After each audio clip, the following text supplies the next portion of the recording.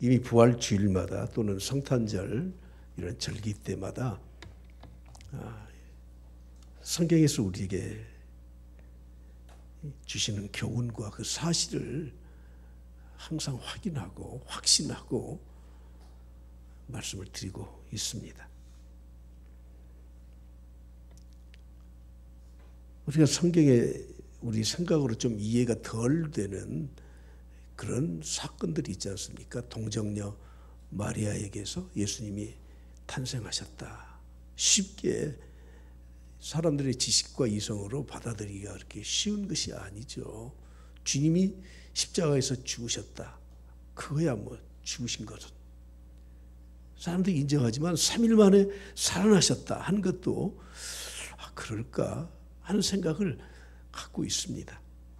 더군다나 예수님이 마지막 때 종말의 때 재림하신다고 하는 것은 우리들이 그렇게 믿기가 쉽지가 않습니다. 예수님이 공생의 사역 기간 중에 죽은 자를 살리시고 무리를 걸으시고 오병이의 기사익을 행하신 이 모든 것들도 그 범주 안에 포함되어 있지 않습니까?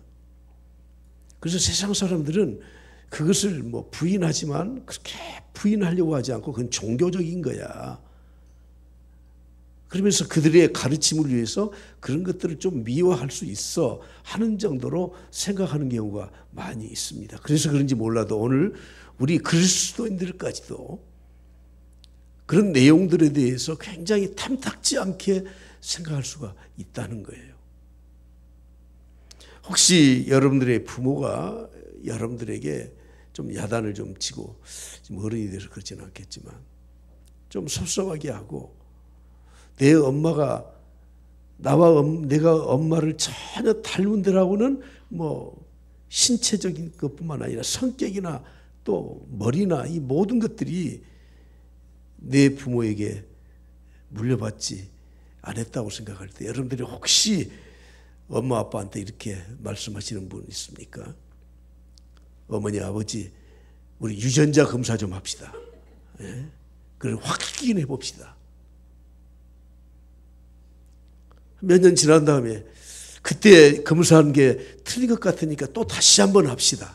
혹시 이런 사람 있습니까? 제가 부활절 이런 그 메시지를 쓰면서 언젠가 이렇게 쓴 기억이 있습니다. 이제는 그것이 사실이냐 아니냐 이런 것은 논쟁할 필요도 없다. 2000년 역사 가운데 이미 다 증명된 것이고 우리는 그것을 전제로 하고 신앙을 갖고 있기 때문에 그에 대해서 뭐 옳거니 틀리거니 이러니 저러니 하는 것은 가치가 없다. 이렇게 제가 쓴 적이 있습니다. 그럼에도 불구하고 성경에 나와 있는 이 부활의 목적자들은 수도 없이 있기 때문에 제가 오늘 좀 빨리 몇 가지 소개하겠습니다. 주님은 성경에 기록된 대로 부활하신 후에 40일 동안 이 땅에 머무르고 계시면서 약 10번 이상을 제자들에게 직접 보여주시고 말씀하시고 내 몸을 만져보라고 말씀하셨습니다. 마가복음 16장 9절 말씀에 보면 안식 후 첫날 이른 아침에 살아나신 후에 7 귀신을 쫓아내어 주신 막달라 마리아에게, 요즘 자꾸 뭐 특정했다 이런 말들을 많이 쓰는데 막달라 마리아를 특정하지 않습니까? 나타나 보여주셨습니다. 마태복음 28장 8절에도 똑같은 말씀을 하십니다. 여인들에게 나아가서 주님의 부활하신 것을 보여주시고 주님의 발을 붙들려고 했지 않습니까? 부활하신 날 정오쯤 되어서 엠마오로 가던 두 제자와 함께 같이 가시면서 대화하셨습니다. 그리고 그날 낮에는 예루살렘에 오셔서 11 제자 및 그들과 함께한 자들에게, 모여있는 자들에게 나타나서 말씀하시고 그리고 시몬 베드로에게 보여주셨다고 말씀하고 있습니다. 주일 저녁에는 마가 요한의 다락방에서 도마가 없는 예수님의 제자들에게 나타나셨습니다. 무서워 말라, 두려워하지 말라 말씀하셨습니다. 요한복음 20장에 보면은 도마가 있는 자리에 또 주님은 나타나셨습니다. 그리고 도마에게 말씀하십니다. 내 손을 내 옆구리에 넣어보아라. 그리고 믿음 없는 자가 되지 말고 믿는 자가 되라고 말씀하셨습니다. 예수님의 7명의 제자들이 갈릴리에 가서 고기를 잡을 때 주님은 그들에게 또 나타나셨죠. 오른편에 그물을 던지라. 그러면서 그들과 아침에 조반 식사를 같이 하셨습니다. 마태복음 28장에 보면은 예수님의 지시하신 그 산에서 제자들이 뵙고 경배할 때 예수께서 말씀하셨습니다. 땅에 있는 모든 권세를 하나님 아버지가 나에게 주셨는데 내가 너희에게 마지막 지상 명령을 준다 말씀하셨습니다. 고린도전서 15장 5절에 보면은 게바에게 보이시고 12 제자에게도 보이셨습니다. 500의 형제에게도 보이셨다고 말씀합니다. 성경을 기록할 그때까지 대다수가 살아 있다고 증거하고 있지 않습니까? 고린도전서 15장 7절 8절에 보면은 야고보에게 보이셨고 그리고 사도 바울에게도 보이셨습니다. 주님이 승천하시기 직전에는 사도행전 1장 6절의 말씀에 보면은 그들에게 말씀하실 때 제자들이 주님에게 물었습니다. 이스라엘을 회복할 때가 이때입니까? 여러분 수도 없이 나타나시고 보여주시고 만지도록 해주시고 그리고 대화하시고 같이 식사도 하셨습니다. 사도 바울이 다메섹으로 가던 도중에 사도행전 9장의 말씀에 보면 갑자기 하늘에서 빛이 내려오고 음성이 들렸습니다. 사울아 사울아 내가 어찌하여 나를 박해하느냐. 주님은 누구십니까? 말씀하셨습니다. 나는 내가 박해하는 예수다. 오늘 21세기 오늘 우리가 사는 이 시대에도 주님은 여전히 우리에게 나타나셔서 말씀하고 있지 않습니까? 주님은 도마에게 뭐라고 말씀하셨습니까? 나를 본고로 믿느냐? 보지 못하고 믿는 자는 복되도다. 여러분 오늘 우리는 2000여 년 전에 주님의 부활의 그 현장에 없었습니다. 보지 못했습니다. 그러나 주님은 말씀하십니다. 보지 못하고 믿는 자가 더 복되다고 말씀하시지 않습니까? 어떻게 우리가 보지 못한 것을 본 것처럼 믿을 수 있습니까? 그것은 바로 하나님의 영인 성령께서 우리에게 믿음을 주시고 영적인 눈을 뜨게 하셔서 주님의 부활을 말씀을 통해서 우리가 볼 수 있고 믿을 수 있도록 말씀하셨습니다. 히브리서 13장에 말씀하시죠. 11장에 말씀하시죠. 믿음으로 모든 세계가 하나님의 말씀으로 지어진 줄 우리가 아나니 보이는 것은 나타나는 것으로 말미암아 된 것이 아니라고 말씀하고 있습니다. 믿음으로 보는 겁니다. 그 믿음은 하나님의 성령을 통해서 우리에게 주신 것입니다. 그러므로 우리가 보지 못했다고 믿지 못한다고 하는 것은 그것은 어불성설입니다. 여기 계신 우리 모든 성도들은 2000여 년 전에 부활하신 그 주님을 직접 우리의 육안으로는 보지 못했지만 그러나 우리는 믿음의 눈으로 천지를 하나님이 창조하신 것도 믿을 뿐만 아니라 부활하신 우리 주님도 확실히 믿는 사람들인 줄 믿습니다. 할렐루야. 이혜령 박사는 우리나라의 대표적인 무신론자였습니다.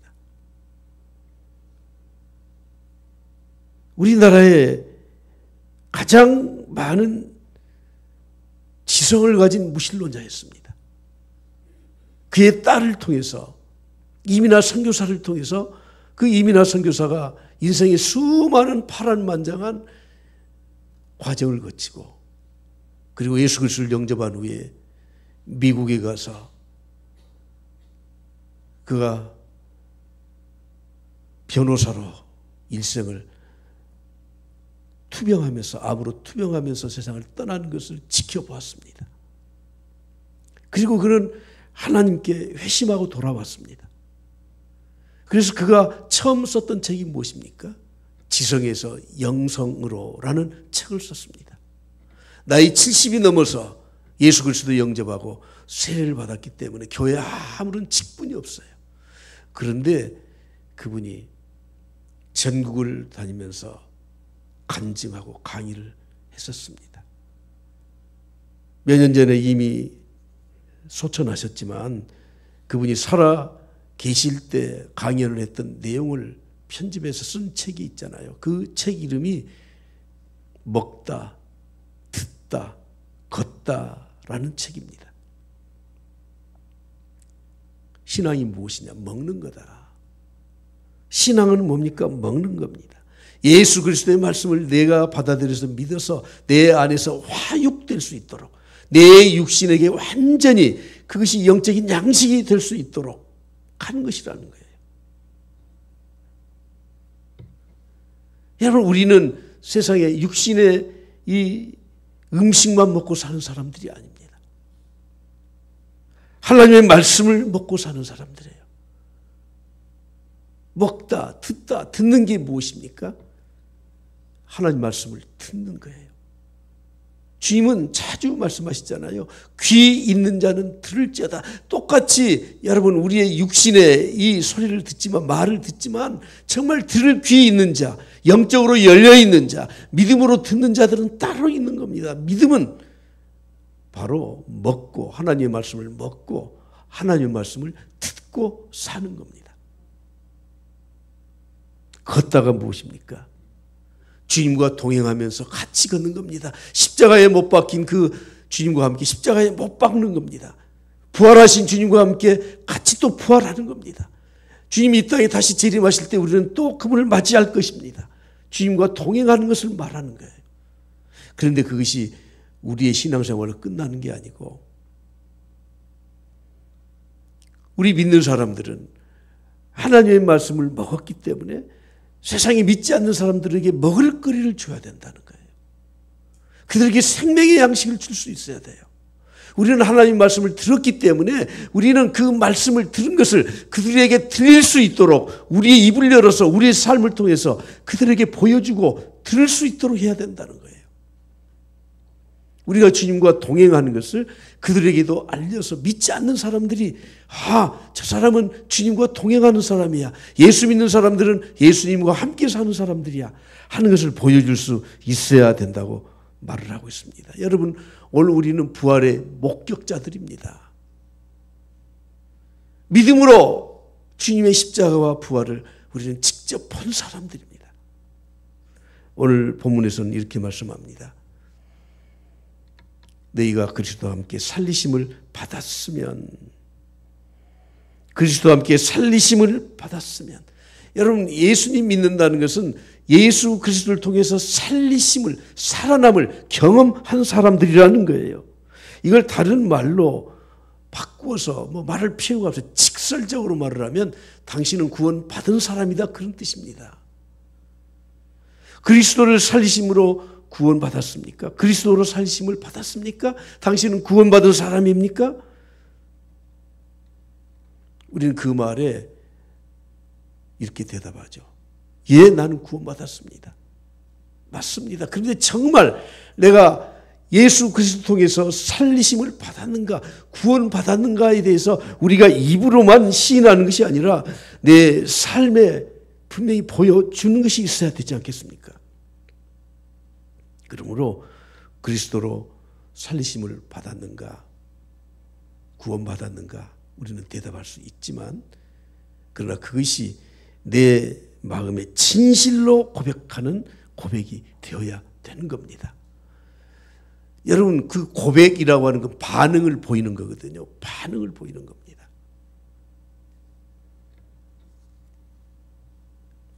남자 여자가 사랑을 해서 결혼을 하려고 하면 프로포즈를 하잖아요. 정식으로 안 해도 다 알긴 알지만 무릎 꿇고 다이아몬드 반지 주고 고백하잖아요. 남자가 하든 여자가 하든 고백하잖아요. 그러면 반응이 있어야 되잖아. 반지는 받았는데 반응이 없어요. 하자는 겁니까? 말자는 겁니까? 프로포즈라는 게 남녀만 하는 게 아니잖아요.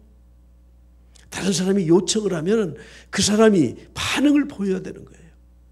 요즘 우리가 한참 편리하게 살기 때문에 직접 전화를 못해도 문자를 미리 보내주잖아요. 미리 보내줘. 아무 반응이 없어. 하루가 지나도 확인을 안 해. 확인을 해놓고 답도 안 해. 여러분, 도대체 뭐 하자는 겁니까? 그리스도로 살림을 받았는가? 당신은 구원을 받았는가? 우리는 고백을 해야 돼. 말로만 고백하는 것이 아니라 진심으로 우리의 신앙의 고백이 있어야 된다는 거예요. 그것이 바로 예수 그리스도를 영접하는 것, 믿는 것이라고 하는 것입니다. 오늘 저는 이것을 한 4가지로 좀 나누어서 말씀을 드리면서 함께 찬송 부르면서 좀 확인을 하려고 합니다. 첫 번째, 우리가 구원받았는가, 그리스도로 살림을 받았는가 하는 것에 대한 반응, 그 고백의 첫 번째는 무엇입니까? 그것은 바로 내 삶의 주인 되심을 고백하는 겁니다. 그러기 위해서 내가 비워드려야 돼요. 주님이 내 안에 거하실 수 있도록 비워드려야 돼요.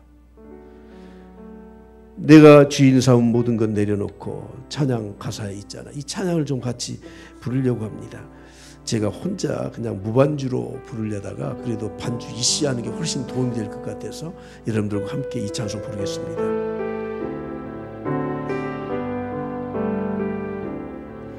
내가 주인 삼은 모든 것 내려놓고 내 주 대신 주 앞에 나가 내가 사랑했던 모든 것 내려놓고 주님만 사랑해. 다시 한번 내가 주인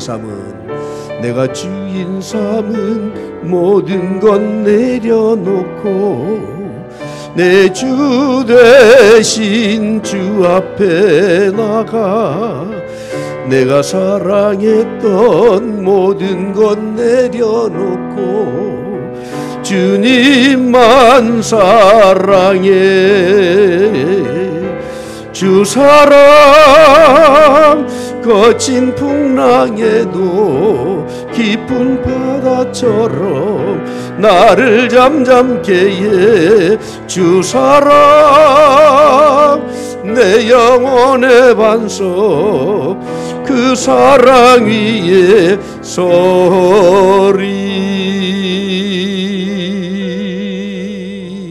서리. 신앙은 고백입니다. 어떤 반응을 보여야 됩니까? 내가 주인 삼은 것 내려놓고 주님을 주인으로 모셔드려야 돼요. 그러면 세상을 살아갈 때 거친 풍랑과 같은 삶을 만날지라도 주님의 은혜가 나를 편케 해주시는 그런 은혜가 우리에게 넘치게 될 줄 믿습니다. 두 번째는 어떤 반응을 보이는 겁니까? 내가 주님 앞에 죄인이라는 것을 인정하는 겁니다. 여러분, 죄인이라는 말을 좋아할 사람 한 사람도 없어요. 그러나 성경은 우리에게 말씀합니다. 네가 그리스도 살리심을 받았느냐? 구원 받았느냐? 예수 믿느냐? 그러면 주님을 모셔드릴 자리를 비워드릴 뿐만 아니라 내가 죄인임을 고백하는 겁니다. 다른 말로 제가 설명할 필요가 없이 이 찬송을 불러서 우리가 고백할 수 있기를 바랍니다. 찬송 257장입니다. 3절 부르겠습니다. 나 같은 죄인이 용서함 받아서 나 같은 죄인이 용서함 받아서 주 앞에 옳다함 얻음은 확실히 믿기는 어린 양 예수의 그 피로 속죄함 얻었네. 속죄함 주 예수 내 죄를 속했네. 할렐루야 소리를 합하여 함께 찬송하세. 그 피로 속죄함 얻었네. 아멘. 하나님은 예수 그리스도를 이 땅에 보내셔서 십자가에 못 박혀 죽이기까지 우리를 사랑하셨습니다. 그런데 왜 그렇게 하셨습니까? 우리를 너무너무 사랑하시기 때문에 그렇게 하신 것입니다. 우리가 예수 그리스도 십자가에서 피 흘리신 예수 그리스도를 믿음으로 우리는 하나님의 자녀가 될 수 있었지 않습니까?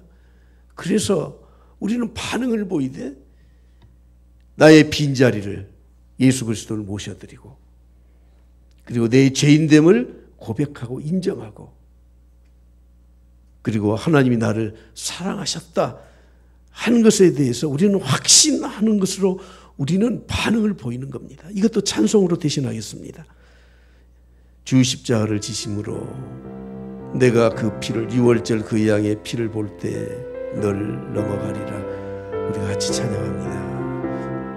주 십자가를 지심으로 죄인을 구속하셨으니 그 피를 놓고 믿는 자는 주님의 진노 면하겠네. 내가 그 피를 유월절 그 양의 피를 볼 때에 내가 널 넘어서 가리라. 할렐루야. 결국엔 우리가 어떤 반응을 보이는 겁니까? 첫 번째로 다시 돌아가는 겁니다. 내 삶의 주인을 예수 그리스도로, 내 영혼의 구원자를 예수 그리스도로 모셔드리는 거예요. 구원자라고 하는 말은 유일한 구원자라는 그런 뜻이에요. 물론 우리가 석가모니를 마호메트를 구원자로 삼지 않습니다. 그러나 그런 종교적인 구원자 말고 내 삶에 세상 것을 내 삶의 주인으로 섬기지 않는 겁니다. 이것을 복음이라고 말하지 않습니까? 그렇게 살아가는 사람은 어떻게 사는 사람들입니까? 고린도후서 5장 17절 다 같이 보겠습니다. 시작. 그런즉 누구든지 그리스도 안에 있으면 새로운 피조물이라 이전 것은 지나갔으니 보라 새 것이 되었도다. 아멘. 새 것으로 살아가는 거예요. 그 새 것으로 살아가는 사람들은 오늘 골로새서 3장 1절에 말씀합니다. 위의 것을 찾는 사람들이다. 사랑하는 성도 여러분, 오늘 1절 말씀 다시 한번 보시죠. 그러므로 너희가 그리스도와 함께 다시 살리심을 받았으면 위의 것을 찾으라. 거기는 그리스도께서 하나님 우편에 앉아 계시느니라. 아멘. 살리심을 받았으면, 구원받았으면, 그런 확신이 있다면 우리는 어떻게 살아야 되는 겁니까? 위의 것을 찾으면서 살아가야 된다는 것이에요. 여러분, 위의 것이 무엇입니까? 생명입니다. 생명. 여러분, 우리는 살려고 살지 않습니까? 살려고 노력하지 않습니까? 그런데 땅의 것을 찾고 땅의 것만 찾는 사람들은 어쩔 수 없이 살려고 사는 사람들이 아니라 죽을 때 죽으려고 사는 것입니다. 사람이 새로운 생명을 얻게 되면 영양분을 공급받고 목표를 향해서 나아가야 되는 거예요. 주님이 죽은 지 4일이나 되는 나사로를 살리셨어요. 나사로야 일어나라. 묻은 문을 여시고 명령하실 때 나사로가 수의를 동인 채로 일어섰습니다. 그때 주님이 뭐라고 말씀하십니까?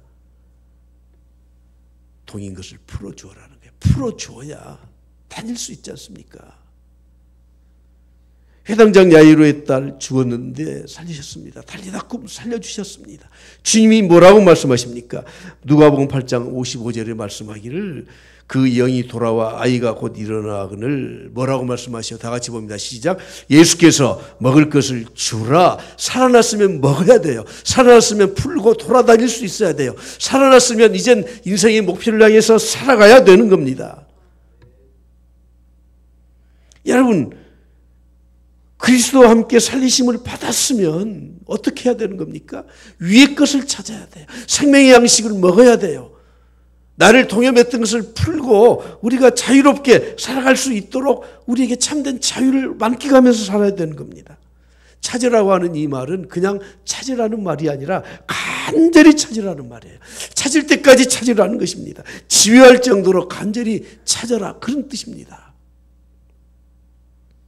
어떻습니까? 오늘 우리가 그리스도로 살리심을 받았는데 우리의 영혼의 새로운 삶의 시작을 하나님이 허락하셨는데 우리는 위의 것을 찾고 사는 겁니까? 찾을 때까지 찾는 거예요. 시편 42편 1절 2절에 말씀하기를 하나님이여 사슴이 시냇물을 찾기에 갈급함같이 내 영혼이 주를 찾기에 갈급합니다. 내 영혼이 하나님이고 살아계신 하나님을 갈망합니다.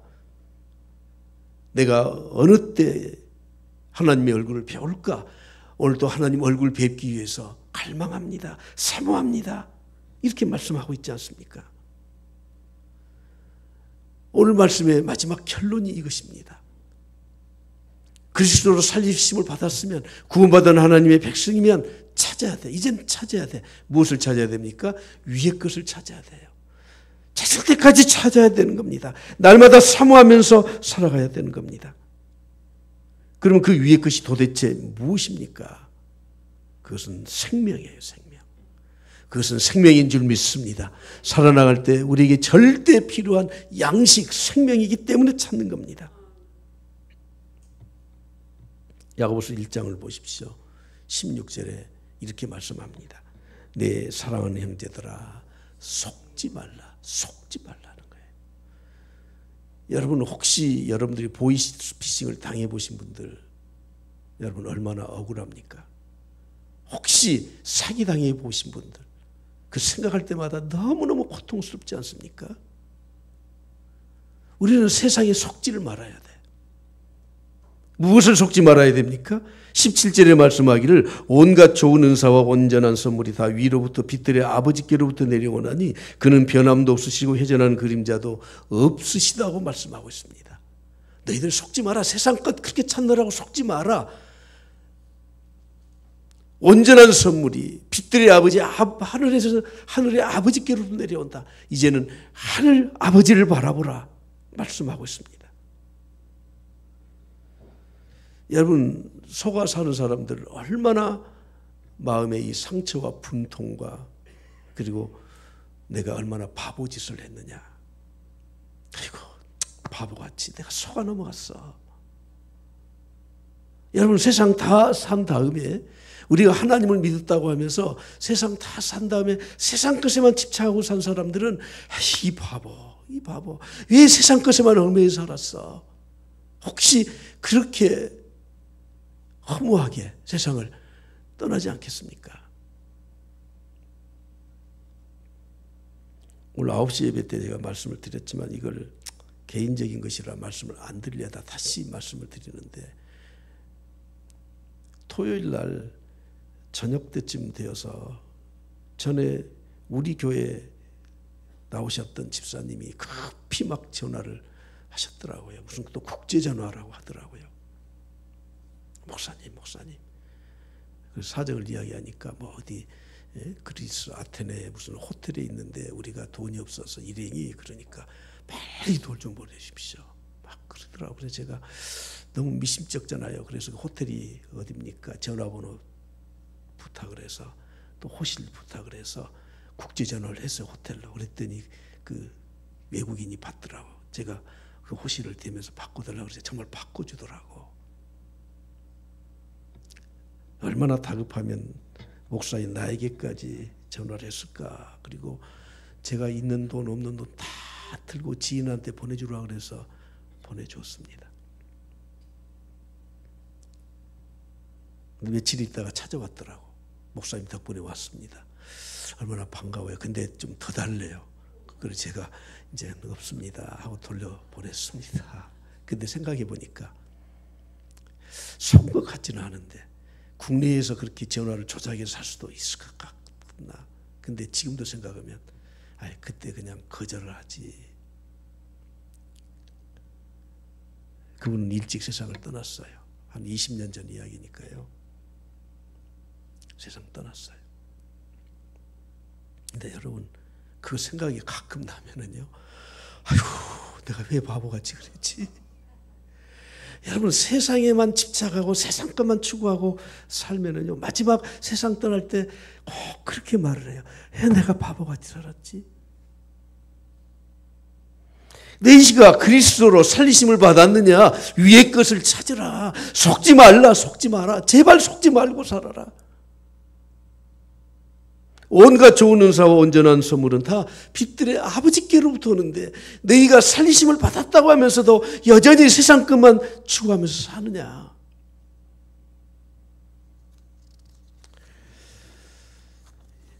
다시 한번 말씀드립니다. 왜 우리가 위의 것을 찾아야 됩니까? 오늘 3절 말씀 이렇게 말씀하고 있습니다. 이는 너희가 죽었고 너희 생명이 그리스도와 함께 하나님 안에 감추어졌습니다. 너희 생명이 그리스도와 함께 하나님 안에 감추어졌기 때문에 그곳에 참 생명이 있기 때문에 위의 것을 찾으라고 말씀하고 있습니다. 여러분, 우리는 예수 그리스도 안에서 새로운 존재가 되었습니다. 다시 살리심을 받았습니다. 그렇다면 마땅히 생명의 근원 되신 예수 그리스도, 그 위의 것을 찾으면서 살아가야 되지 않겠습니까? 이것을 베드로후서 2장에서 이렇게 비유로 말씀하셨습니다. 속담에 이르기를 개가 그 토하였던 것에 돌아가고 돼지가 씻었다가 더러운 구덩이에 도로 누웠다 하는 말이 그들에게 응하였도다. 여러분, 살리심을 받았다고 하는데 여전히 세상적으로 살아가는 사람들에 대해서 이 비유로 말씀하셨어요. 개가 토했던 것을 다시 먹고 돼지가 깨끗이 씻었다가 다시 그 더러운 웅덩이에 다시 누운 결과가 같다는 것입니다. 여러분, 이렇게 살면 되겠습니까? 오늘 본문에서 말씀합니다. 이것이 마지막 결론이자 오늘 제목입니다. 골로새서 3장 4절 다 같이 봅니다. 시작. 우리 생명이신 그리스도께서 나타나실 그때에 너희도 그와 함께 영광 중에 나타나리라. 영광 중에 나타나리라. 오늘 제목이 뭡니까? 영광 중에 나타나리라예요. 우리는 주님이 이 땅에 다시 오실 때, 우리가 주님 앞에 섰을 때 그 영광의 보좌 앞에 우리가 모두가 함께 서게 될 줄로 믿습니다. 이것이 부활에 참여하는 사람들의 특징이라고 하는 것입니다. 세상 믿지 않는 사람들은 믿는 사람들이 이렇게 살아가는 것을 보고 뭐라고 말을 하는 줄 아십니까? 언제가 제 친구가 저에게 그렇게 말을 하더라고요. 이 목사는 골동품이야. 저를 골동품, 나쁘게 말하면 꼴통, 그렇게 표현을 하더라고. 골동품. 여기 계신 분들은 다 골동품과 같은 사람들이에요. 골동품. 여러분, 골동품을 가지고 밥 담아서 먹습니까? 현실에서는 별로 효용가치가 없어 보여요. 근데 골동품은요, 진짜 비싸고 좋은 거예요. 혹시 여러분들에게 골동품이라고 해도, 그래, 나는 골동품이야. 하나님 나라 골동품이야, 골동품. 이 세상에서는 별로 이익이 남지 않는 것 같아. 이 세상에는 효용가치가 별로 없어 보여. 그렇게 살아서 뭐 어떻게 돼? 맞습니다. 그런데 우리는 정말 하나님 나라의 보배인 줄 믿습니다. 하나님의 영광의 나라에 참여하는 하나님의 놀라우신 백성들입니다. 사랑하는 성도 여러분, 얼마나 멋있습니까? 이런 믿음과 이런 삶을 살아가는 사람들, 정말 멋진 사람들, 하나님이 보실 때는 너무너무 멋진 사람들이에요. 그래서 시편 16편에 말씀합니다. 의인의 죽음은 여호와께서 존귀 여겨주셔요. 오늘 우리 모든 성도들 영광 중에 나타나리라. 이 말씀 가슴에 담고 하나님의 은혜와 축복으로 살아갈 수 있기를 간절히 축원합니다.